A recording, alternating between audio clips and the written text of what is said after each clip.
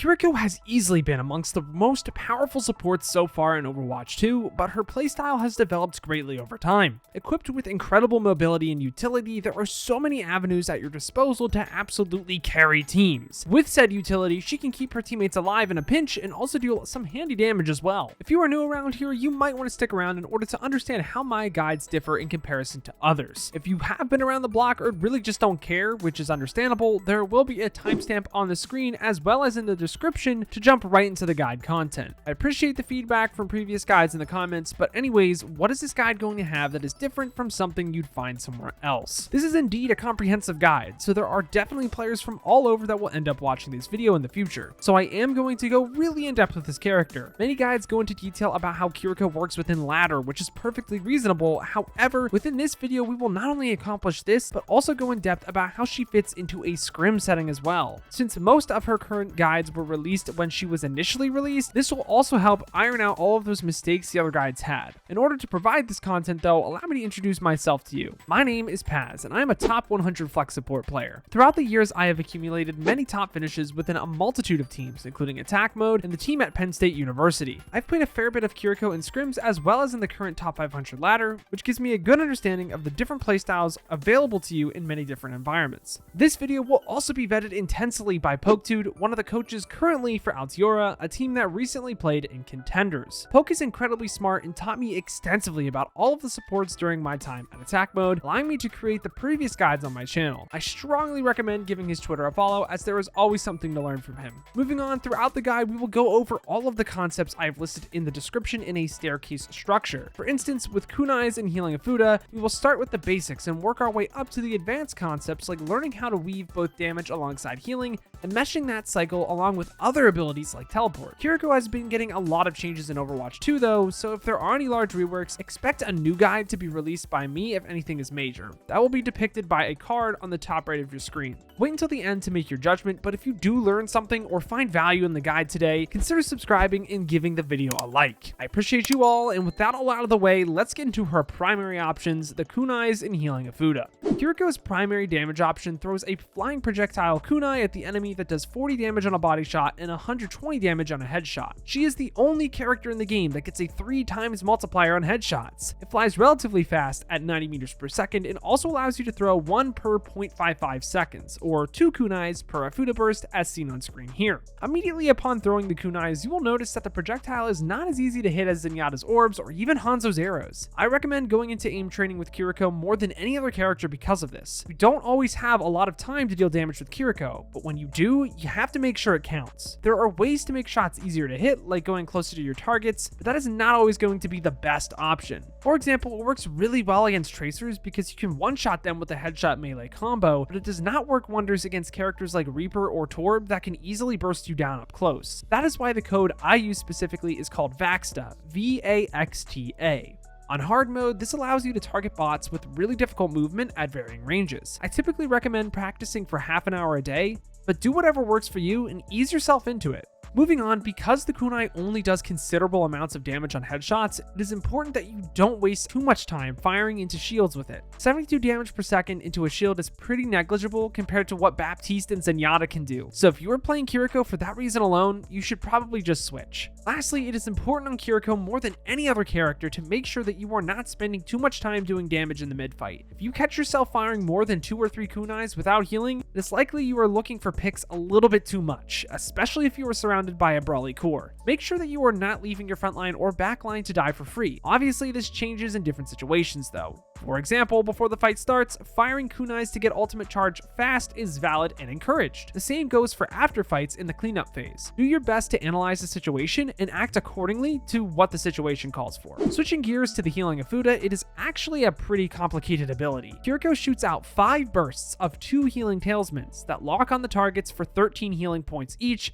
with an overall healing of 130 per clip. You can also fire a full clip roughly every 2 seconds. As stated previously, you can fire 2 kunais currently by the time you can heal with the 2 talismans, but you can also interrupt the cast by firing a kunai if you don't need that extra healing. While it might seem like an incredibly simple healing mechanic, the healing Ofuda gets in depth quickly, and it all comes down to knowing how the lock-on feature works. You can tell if your healing is locking onto a target depending on its color. If it is glowing yellow, it is tracking the target's movement. If it is blue, it will continue moving in a straight line. Depending on the color of the trace, the healing has different properties. For example, the yellow tracking talismans actually move faster through the air compared to the blue talismans. In order to proc a yellow Ofuda, you have to be looking at the selected target of choice, and they can be no longer than 35 meters away from you. A good rule of thumb to go by is that if you can teleport to the target, that means you are close enough for the healing to actually lock onto them. This is super helpful. Just make sure to take note of this. While the lock-on feature is forgiving, you still have to look somewhat close to the target, so be mindful when you are whiffing your shots. If it helps you, try and track the target instead of flicking to the target. This is different from the kunai, and that's the only reason I really want you to note this. Some important niche topics to note is that the healing will disappear if it comes into contact with the environment, even if they're homing in.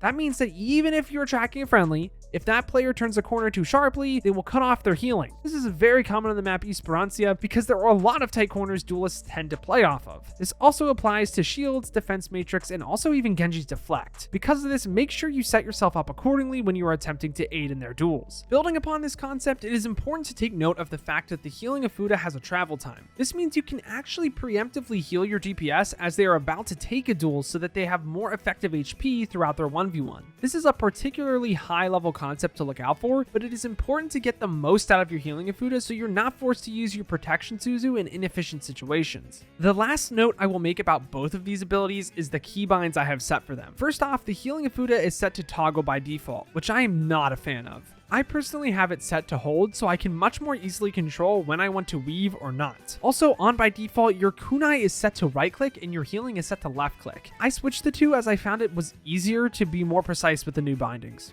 There are some niche things with the healing Ofuda and the way it reacts to deflect and teleportation mechanics, but they're negligible for the most part, so let's move on to the next ability, her teleport, otherwise known as Swift Step.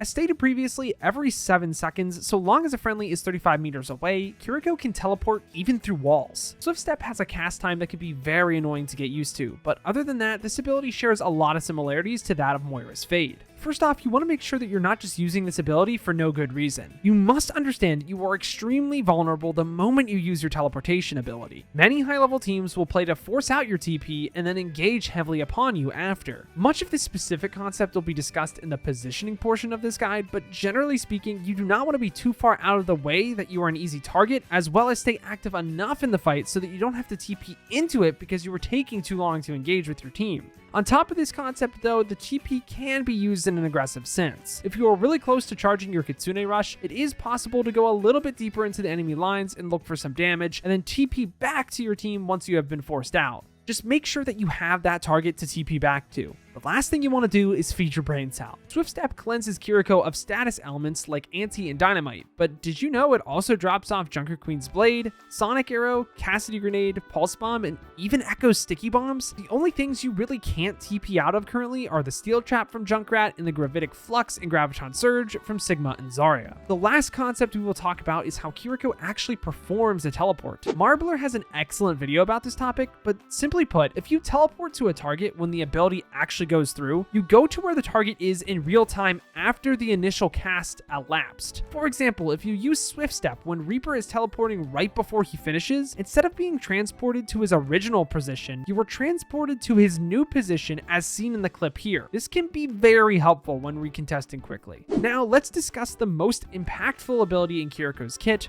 her Protection Suzu. Upon casting the ability on a target, they are healed for 50 HP, are cleansed of all status effects, and cannot die for roughly a second. It currently only has a 14-second cooldown with an area of effect of 5 meters, allowing you to hit multiple friendlies at once. It is important that you do not think of this ability like Ana's Grenade though. The number one problem people have with Suzu is the same problem they have with Baptiste's Immortality Field. They are using it in moments that they just don't have to. Usually this is in situations when the friendly main tank is weak in the front line or support is low in the back line, but it is important to ask yourself a few questions every time you use Suzu. First, how low are they?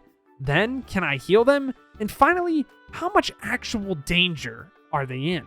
It is important that you understand what I mean by danger though. I tend to think of danger in levels. For example, if your Ryan is critical in the front line and is backing off, but the enemy is pushing forward, his danger level is relatively high. However, if your Ryan is critical in the front line and is backing off, but the enemy team's Reinhardt is dead, his danger level is much lower unless the enemy is still aggressing extremely heavily. Thus, in the many different situations you find yourself in Overwatch 2, different levels of danger arise, affecting the way you will use your Suzu in every fight. These questions are in no way an easy concept to learn, but it is important to have this knowledge of them when you look back at your play to improve. The big difference between Suzu and Immortality Field is the fact that it cleanses effects, mostly anti-grenade. While you might see a anti and immediately want to Suzu it, still slow down and ask yourself whether or not the enemy is actually going to be able to follow up upon it. If you can manage to hold the Suzu, you can now use the Suzu aggressively and enable your team to get picks much more efficiently now that they don't have to deal with Ana's anti-nade effect. This same logic also applies to the mirror matchup.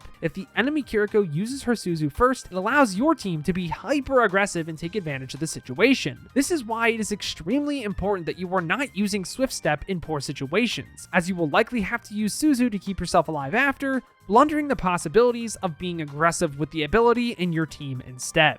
Now that her basic cooldowns are out of the way, it is time to proceed to her ultimate, Kitsune Rush. Upon casting the ultimate, you send forth a fox that leaves behind a path that boosts friendly movement speed by 30%, rate of fire and reload speed by 50%, and halves all friendly cooldown times for about 11 seconds, spanning for 25 meters forward. If the ultimate collides with the environment, maze wall, or her cryo freeze, it immediately stops its progression forward. Not a whole lot of people actually know about this, but it can be incredibly helpful to know to work your way around. Also, just like her Swift Step, the ultimate has a cast time. This means that it is possible for you to look away and accidentally fudge the ultimate. Once you get some practice though, you'll get a feel for the ability and you're most likely to avoid this mistake. The first thing that is imperative for you to understand about the ultimate is that its value is directly related to how many friendlies are available in the fight. The amount of value you create with it is exponential. In other words, you want to make sure you have as many people alive as possible when you use it. You should avoid using the ultimate when you're down a player, but when you have the same amount of players on both sides of the field, that is generally a good situation to use the ultimate. Obviously, this changes situationally, like when you have a Rhine alive when the enemy's Rhine is dead, or when your Genji and Soldier have ultimate, but this is just a general rule you'll want to follow. The second aspect to understand about the ultimate is that once you use it, the primary option the enemy has is to run away as fast as possible. Because of this, you want to make sure that you don't cast it too far away from the enemy. Instead, you want to try to use it when you have already closed the distance on the enemy, allowing you to reap the benefits of the ultimate for longer. Lastly, since you get your cooldowns back so much faster in the ultimate, using Suzu to be aggressive near the start of the ultimate is smart based on the situation, allowing you to build momentum early on throughout its duration. It's also completely okay to take an aggressive fight without the ultimate and then use Rush afterwards if the fight still goes on, so long as there isn't a significant threat you have to account for like Reaper's Blossom, Genji's Blade, you get the idea. To round off the rest of Kiriko's kit, let's discuss her passive, Wall Climb.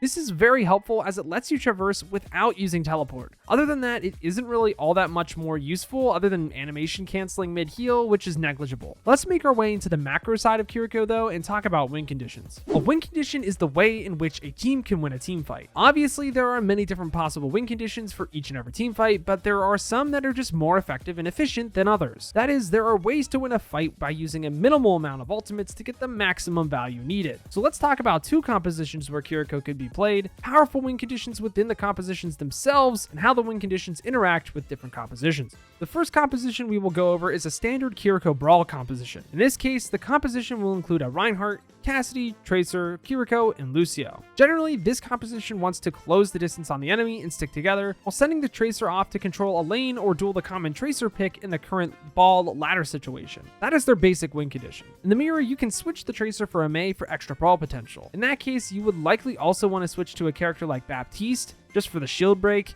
but for this video, we will continue to discuss Kiriko. And Kiriko excels at surviving over the Baptiste, which makes her a good pick against the ball meta. In terms of ultimates, there are not too many options for combos, but shielding High Noon with speed boost is viable, with other ultimates being strong standalone options. As the Kiriko player, the closer you can get to the enemy, the better your rush will be, allowing you to take them down quickly and efficiently. On top of this, in the mirror matchup, you want to make sure you are charging your rush as fast as possible, so poking for charge between fights is a good habit to work into your gameplay. Also, forcing out the enemy Kiriko Suzu Suzu before yours will make big strides in your overall chances of winning the fight if you manage to play well. Moving on to the next composition we will go over is a Wrecking Ball composition containing Ball, Tracer, Sombra, Kiriko, and Lucio. This composition is commonly played against Zen Brig variants of Ball comps, and it is used to get onto the Zen as quickly and efficiently as possible. Because of this, the team plays very quickly and uses the survivability of the supports to do so efficiently. Just as before in the other composition, there are not many notable ultimate combinations, but all of the ultimates are fairly strong standalone. As Kiriko, the rule to heal DPS when they are taking duels applies a little bit more in this composition than others. You also have more opportunities to deal damage and look for picks during the fight, as most people won't need that much healing. This is only truly applicable if the entire enemy team commits together. However, in a perfect situation, everyone generally should be sticking together on the same targets. Now, let's talk about how these compositions interact against each other for Kiriko. While playing Kiriko with a Reinhardt, your playstyle is much more healing-centric compared to the Ball composition. In this example, you are playing the Brawl composition against a Dive composition, so it is important that you position yourself safely next to your core while rotating effectively. It is extremely important that you only use Suzu when you absolutely need to, so it is of utmost importance that you do not use it early. You can avoid this by playing fast with your team and not using teleport in suboptimal situations. Closing the distance is the name of the game on Brawl, so help your team do that easily with solid resource management and good rotations. On the flip side of the matchup though, your style on Kiriko changes a little bit into the Ball composition within this example. You have a little bit more liberty in how you want to play this. You can look to take much more aggressive angles while also looking to play aggressively with your team to get onto the Cassidy or maybe even force out that Kiriko's Suzu early. Damage is also much easier to pull off on different angles. Make sure that you don't get too aggressive though and let the enemy run you down and force out your teleport early. Helping your team be as efficient as possible in their kills is the name of the game on the Ball composition in question, so help your team do that with supplemental damage, great positioning, and healing throughout separate duels. If you are still confused on this subject, let me know in the comments down below if you'd like me to make a video about it. If you have any questions, you can also join our Discord server of many players just like you and ask me questions when I'm not live. Link in the description. Now that we have discussed win conditions, let's talk about positioning. Like stated previously, positioning is one of the most important things to get right about Kiriko and her kit. Generally, it is so important that you do not get your Suzu or Swift Step forced out too early in the fight. The only exception to this rule is when you look out and are poking for either a pick or some ultimate charge. When playing with brawly cores, it is important that you never use your teleportation to engage and rather keep up with the pace of your tank using the teleportation to either cleanse debuffs on yourself or to get out of a sticky situation. When playing with divier cores, you can look to take angles and poke for picks, and teleport back to your support to peel for them or just to get out of danger yourself. These concepts come pretty easily to higher level players, but I can understand why it might be difficult for someone who is completely new to the game. Make sure that just like Moira, you are in control of how you want to use your Swift Step, and you will find you and your team will be much more safe as a result. To finish off the guide, where are you going to be seeing Kiriko in high level team play? Kiriko has been in the meta pretty consistently since her release in Overwatch 2, but now that she is getting tuned down a bit, it seems like we are finally seeing where she actually shines instead of her just being blatantly overpowered. Where Kiriko shines over the rest is her survivability and her kit that allows her to be aggressive. She is essentially a Moira with better utility by far, but worse overall stat output on top of single target healing. All things considered, the characters I like to duo with the most in ladder while playing Kiriko include Rein, Winston, Cassidy, and Lucio.